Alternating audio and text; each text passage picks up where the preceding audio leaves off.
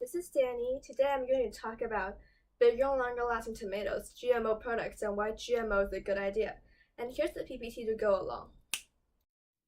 So, what is GMO products, you ask? GMO is a genetically modified organism and is made by taking genes from one species and inserting them into another.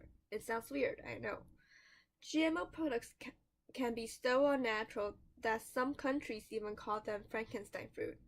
Probably because, like Frankenstein, they are made by different parts. GMO products often seem larger and better looking than their organic normal counterparts, but while you think it is cool and want to try them, long-term problems concerning your health after eating them is still unknown. Let's take a look at these regular tomatoes. Notice that their skin seems translucent and their stems are of different shades of green. This is how they should look without any modifications, pesticides, or antibiotics. It will most likely start to rot after you leave them for 15 days. If it doesn't, there's probably something wrong with them, most definitely. And now, GMO tomatoes. They are, without saying, grown with bioengineered genes and undergoes testing to determine if they are safe enough to eat. What makes them special is that they can be left for at least a month to 45 days before showing any signs of rotting or shriveling. Also, as you might have already noticed in the picture, they have bright colors on their skin and a dark rich green for their stem, almost making them look like plastic toys. To achieve the result we want for the GMO products, gene silencing is used. To understand how gene silencing works, we must first understand how normal genes can turn into proteins. First, the gene goes through transcription and turns into mRNA. Then the mRNA goes through translation, and voila, you got your protein, and a normal tomato can form.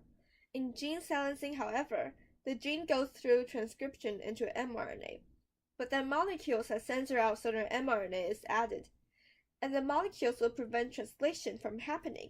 Therefore, no protein can be formed.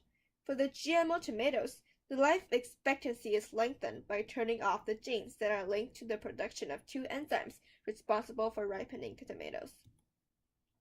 The plastic-like bright colors can also be achieved by adding another species of tomato genes into the first tomato, or the insect-resistant trait may also be added this way.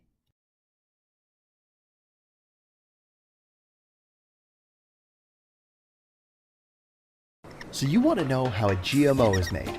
You're not alone. It's one of the top questions about biotechnology. There are different ways plants can be genetically engineered. We'll use the story of the papaya in Hawaii to walk you through one of them. Step 1. Determine whether genetic engineering is the most effective way to solve a plant's problem, such as a disease or damage from pests. For centuries, traditional plant breeding has been used to fight pests, environmental stress, such as drought, as well as to improve taste and nutrition. The reasons to develop GMOs are no different today, but GMOs can be created more quickly and more precisely. Other breeding methods can take decades to produce results and aren't able to be as precise in focusing on one genetic trait or isolating a solution to a specific problem. Full new tool, biotechnology, was now available to fight back. Farmers and researchers turned to genetic engineering beginning in 1985 for help. Step 2. Identify the gene or genetic material that could solve the problem, like providing resistance to the disease or pest, and study the genetic makeup of the plant that needs the trait. Researchers and farmers had to find a way to make the papaya plant resistant to the deadly virus. PRSV resistance was the genetic trait needed to solve the problem. Researchers knew that if plants contained certain genetic material from the virus within their own DNA, they were protected.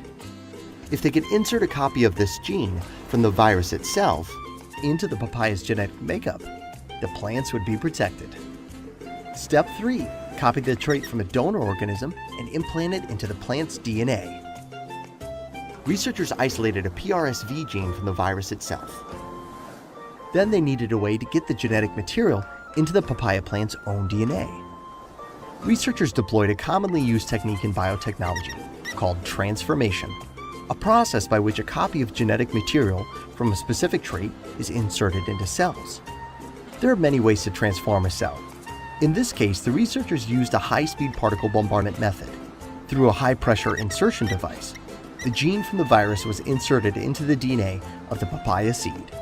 The genetic material made the plant resistant to the ring spot virus, just as a flu shot makes people resistant to the flu.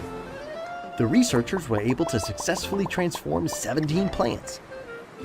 These plants contained this gene from the virus and produced a protein from the virus that helped the plants become resistant to the PRSV infection. Step 4. Plant the new seed and test it. The final step was to plant the seeds and carefully test the resulting plants. One line of plants demonstrated consistent resistance to the virus. After several years of testing, it was determined that this line performed well on the farms, was safe for people to eat, and was of commercial quality. Success was achieved. So, this is the comparison of the GMO tomatoes and ordinary tomatoes. The ordinary one shows signs of shriveling at the 20 days mark, and the GMO looking fine even after 45 days. This graph shows how much of the food we are eating every day is wasted, rotten, expired, you name it. And as you can see, the fruit and veggies bar is by far the highest. So imagine if we change them into GMO fruits and veggies. There will be much less. Since the fruits can last longer, there will also be more time to finish them before they go bad or start to smell. Here are some advantages of GMO products. Notice that most of them is about the fruit protecting itself from harm. The GMO products do not need pesticides since they are already insect resistant, which means they are much stronger compared to the normal ones. GMO products can be grown about everywhere, even in your own home, so there will be less deforestation going on, and it would also protect the environment. Mixing two species of genes together can mean getting the best of both fruits, and having a more nutritious outcome. This can also make new products depending on what species does the farmer mix together. GMO seems like a very good idea, doesn't it? But let's not forget about the disadvantages of GMO. Some people may be allergic to their products since they do not know what 2 or 3 fruits are mixed in the product. And some might also feel like they have a weird taste or taste different than the normal fruit they used to know. As mentioned above, nobody knows the long-term problems concerning health for the human body after eating GMO, so it is not totally safe to eat either. New diseases may be born since there is a new kind of fruit introduced, and the antibiotic efficiency will also decrease because of roughly the same problem. Why does people need GMO? During traditional breeding, plants exchange unregulated chunks of their genomes, and that will contain both wanted and unwanted traits in the offspring. Sometimes the unwanted part can be unsafe or non-beneficial for the offspring. People want to make sure what they're eating is totally safe to eat and if it is able to be improved. Though GMO products can seem quite beneficial, who doesn't want bigger and longer lasting versions of their favorite fruits? It is still important to approach this subject cautiously since there may be devastating consequences for the environment and our health that we don't know about yet. People need GMO because it makes the food last longer, and not only because they're more convenient for us, but also for countries that may lose millions or even billions of dollars every year due to their main exporting fruits being rotten and unable to be sold. So these are my sources for making this PowerPoint.